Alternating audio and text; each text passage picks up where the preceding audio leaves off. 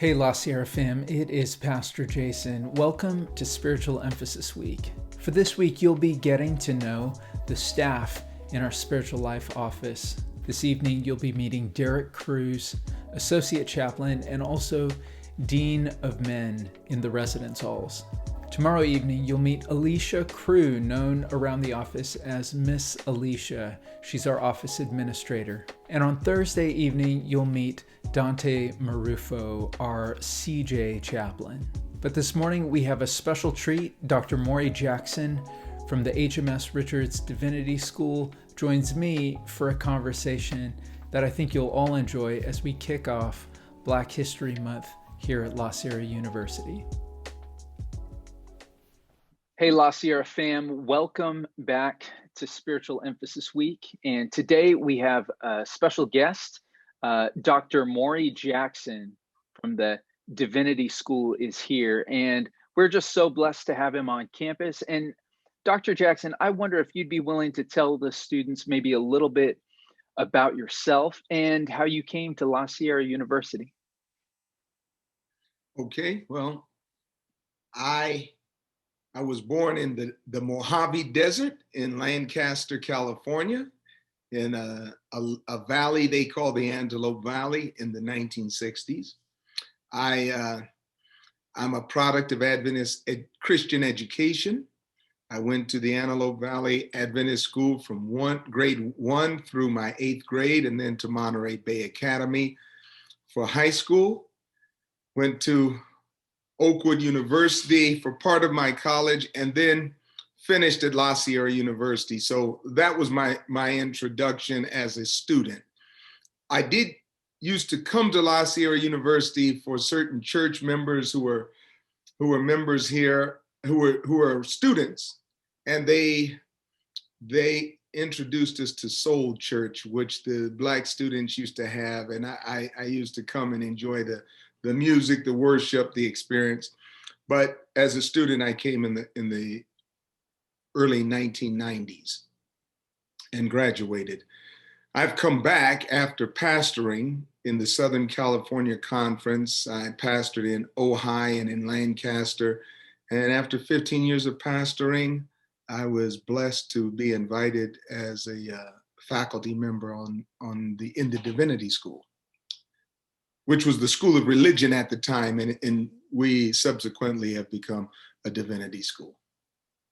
So Dr. Jackson, let me ask, with obviously now in COVID, some of the reality of a university life has changed.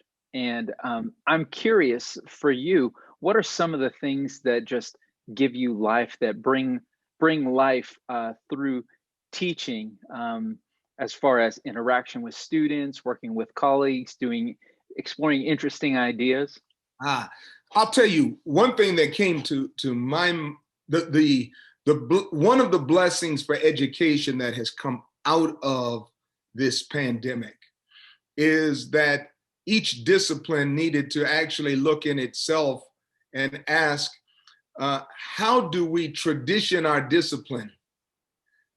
And it becomes clear that the venue of the online platform has us really ask questions about our own pedagogy. And for me, I learned that my teaching style and the content and form that I want to pass along could not really be done in an asynchronous manner.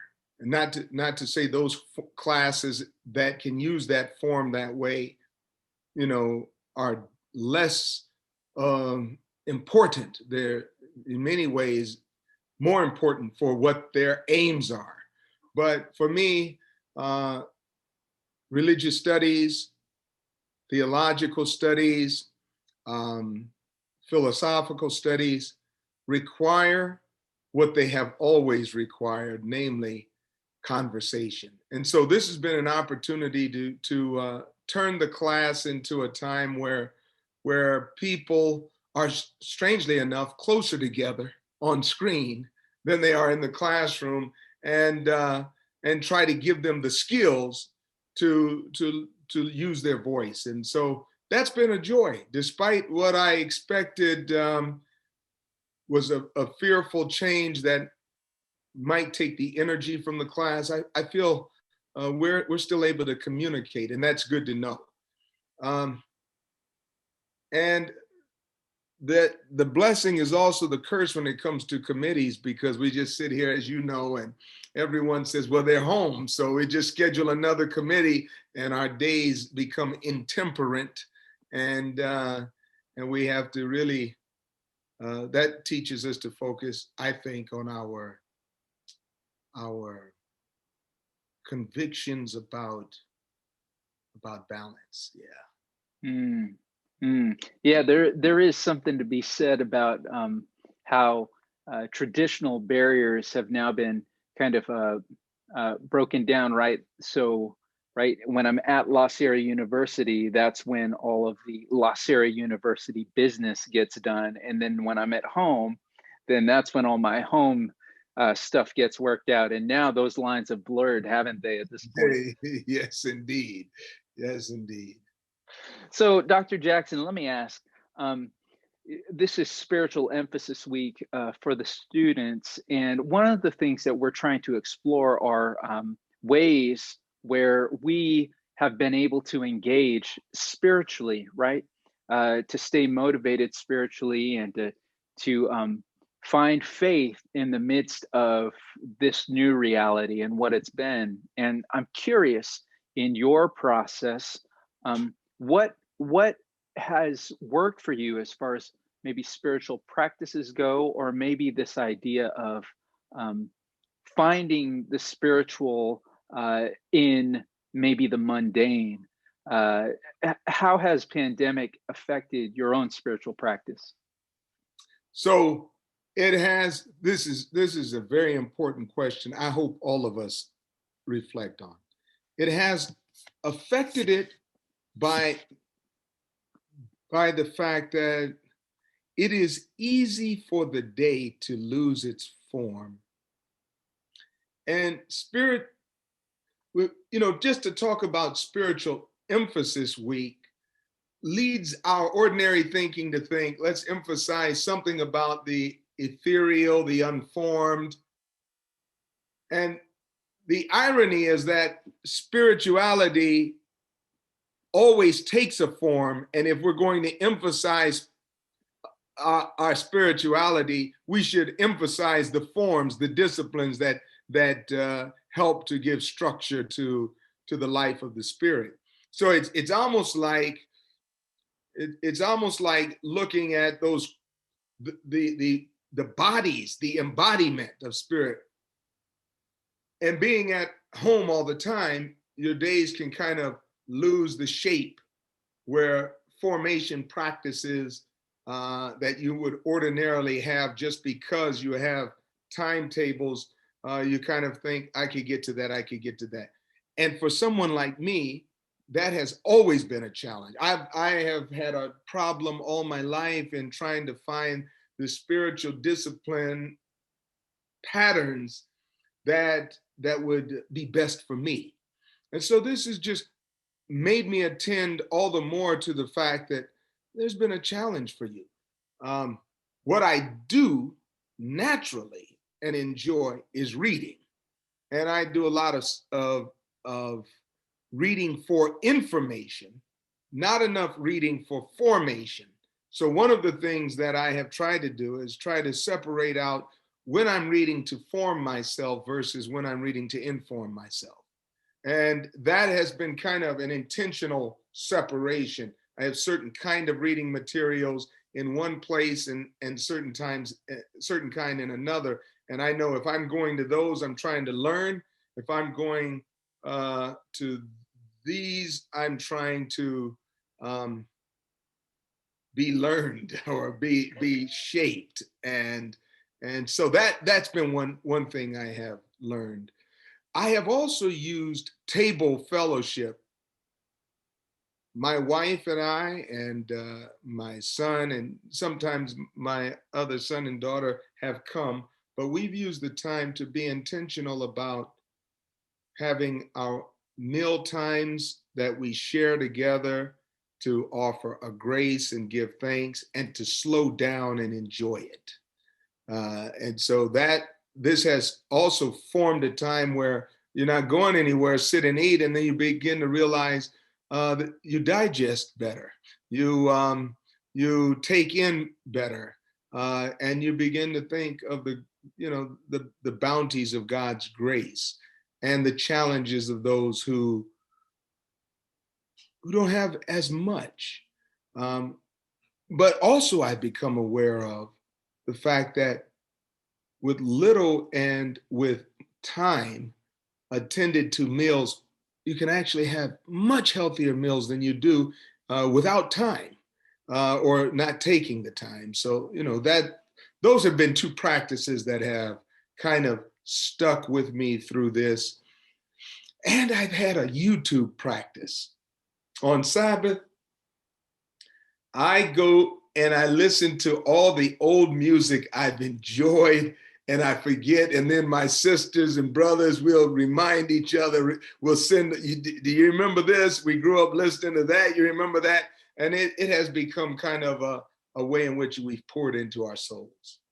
Oh man, I love that. I think that's one thing. I'm a music guy myself, and I think that's one thing that during right in this moment we have missed out on is this idea of being together and singing. I used to have conversations with Nick Zork, and he would right, and so we would talk about worship theology, etc. But the idea of music bringing us together, I mean, it unifies us on a physical, visceral level, right? And what's interesting is I've noticed on TikTok, a lot of our young friends will know this. There is a sea shanty craze right now on TikTok. Essentially, it's call and response.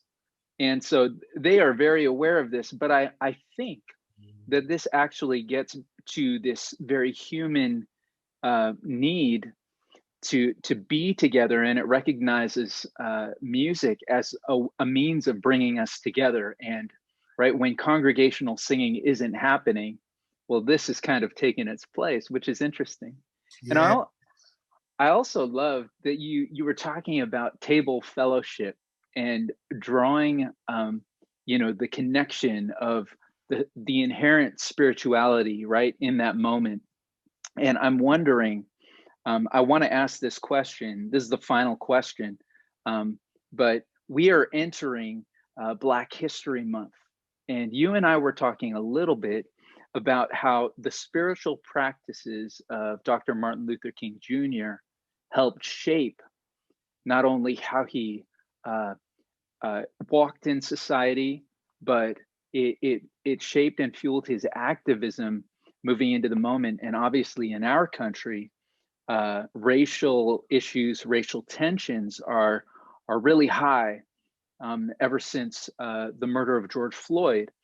And so I'm wondering if you could maybe talk a little bit about reflecting on moving into Black History Month, and then how faith can shape how we should think about these things, or start the conversation as we have thoughtful conversation moving into this month.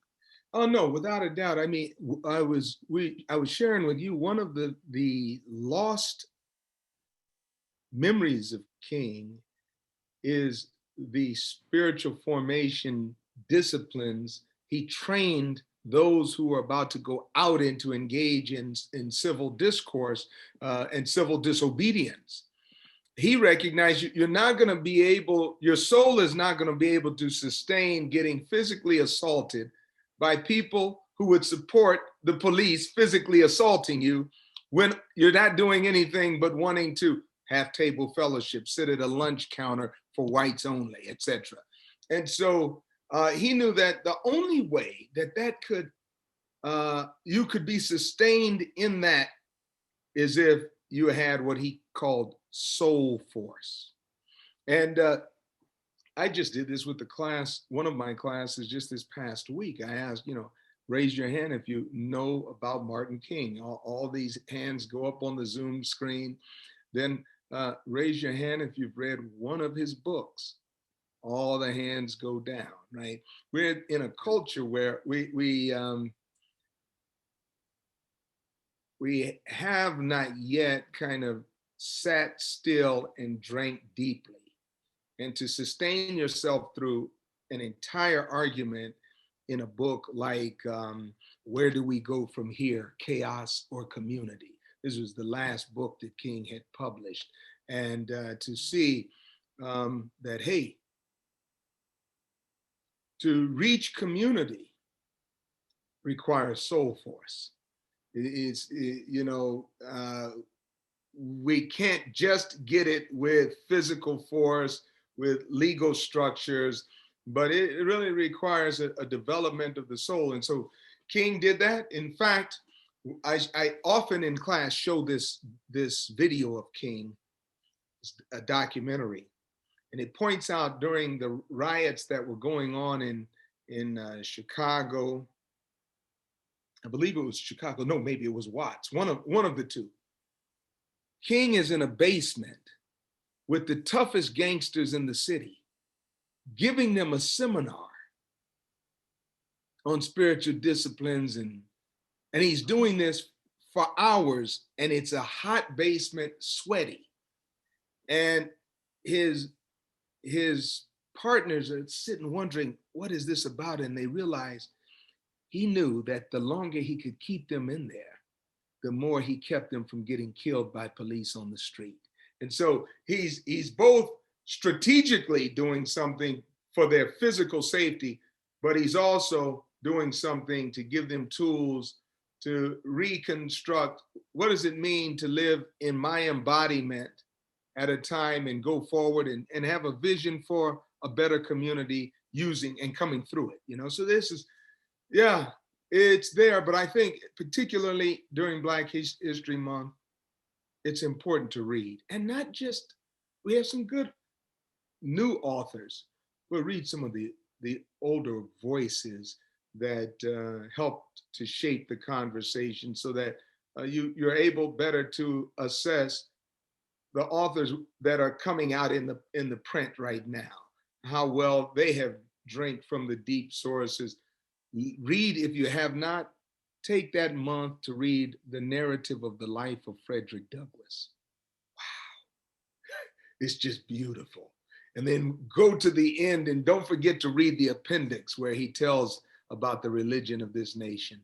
And, the way he describes it, he said, people might read in this book and think I'm against religion. I'm not. He said, but when the religion of this land uses the same bell to ring for people to come to church that they use to ring for the slaves to come for lunch, I'm against that religion. And so you begin to see that there's, like I said, all spirit is formed. So how are you forming the spirituality? And there's a good example. Same bell, calling for different kind of activities. Maybe we can form where we have one bell without the activity of calling captives to eat, right? But calling everyone to a table fellowship that is the body and blood of the Lord, represents it in our time together. For those of you who would like to continue the conversation, here's a Zoom link. We would love to see you. We'll be there for the next hour. Don't forget to join us at 5 p.m. later today as you get to know Dean Cruz. We'll see you later.